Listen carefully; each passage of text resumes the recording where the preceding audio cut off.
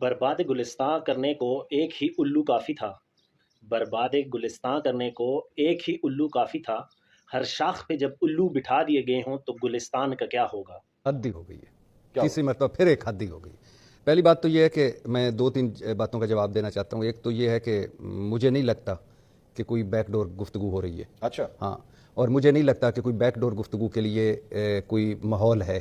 اچھا خاص طور پہ یہ جو 2 دن پہلے قابل مذمت اور شرمناک ٹرینڈ پاکستان تحریک انصاف کے جو اندر ہیں، مجھے لگتا ہے وہ عمران خان سے مخلص نہیں ہے۔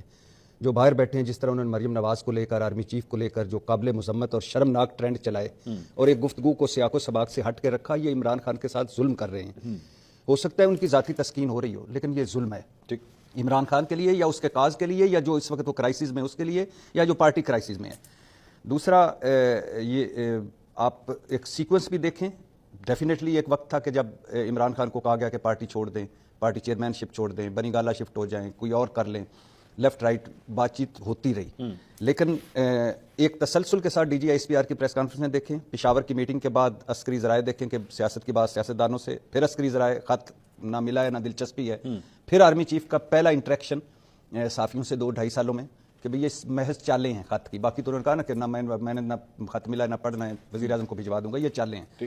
تو زیرو ٹالرنس ہے اس وقت دونوں طرف سے۔ اور خاص طور پہ یہ جو پچھلے 1-2 دن میں ہوا ہے، مجھے پاکستان تحریک انصاف کو اس پہ میں کہتا ہوں کہ جو ساری کور کمیٹی میں یہ ڈسکس کرنا چاہیے کہ یہ کون ہیں جو اس وقت اس طرح کا ماحول کر رہے ہیں۔ اور عمران خان کی آج کی گفتگو بھی بڑی سخت گفتگو تھی۔ بٹ صاحب یہ بے لگام تو نہیں ہوتا نا، دیر از اے تھاٹ پروسیس بھی نہیں، اب ہو گیا ہے، یہ بے لگام ہو چکا ہے جی، اب بے لگام ہو چکا یہ کس طرح سے؟ جی اب کی سوشل میڈیا کی پراپرٹی نہیں۔ اب اس کی وجہ یہ ہے کہ عمران خان پچھلے کوئی 1.5 سال ہو گیا جیل میں، 1.5 سال سے جیل میں۔ پاکستان تحریک انصاف کے ساتھ 3.5 سالوں میں جو ظلم، جو جبر، جو ستم ہوئے، وہ بھی سب کے سامنے ہے۔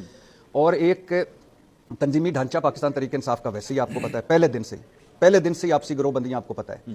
اور اس کے علاوہ رانگ نمبرز اور بروٹس پاکستان تحریک انصاف میں گھسائے گئے ہیں۔ سکرپٹڈ اختلافات پیدا کیے جانے کی کوشش، رائی کا پہاڑ بنانے کی کوشش کی جا رہی ہے۔ اور میں ذرا آپ سے اختلاف کروں گا، یہ جو آپ بروٹس والی بات کرتے ہیں نا کہ جی گھسا دیے گئے ہیں، سر یہ کچھ چھوٹے بچے ہیں جن کے ہاتھ میں زبردستی کسی نے راہ چلتے لالی پاپ پکڑا دی، یہ پراپر ایک بڑے پرانے سیاستدان ہیں، ان کو پتہ ہے کس کو ایڈ کرنا ہے۔ بھائی آپ اور میں دونوں بیٹھے ہیں، دونوں پہ پیکا نافذ ہو چکا ہے، میں نے اور آپ نے کیا کر لیا۔ مثال کے طور میں آپ سوچیں گے کہ یہ کون سی بات کہاں سے ملا رہا ہے، لیکن میں اس کا جواب دوں، کیا کر لیا ہم نے؟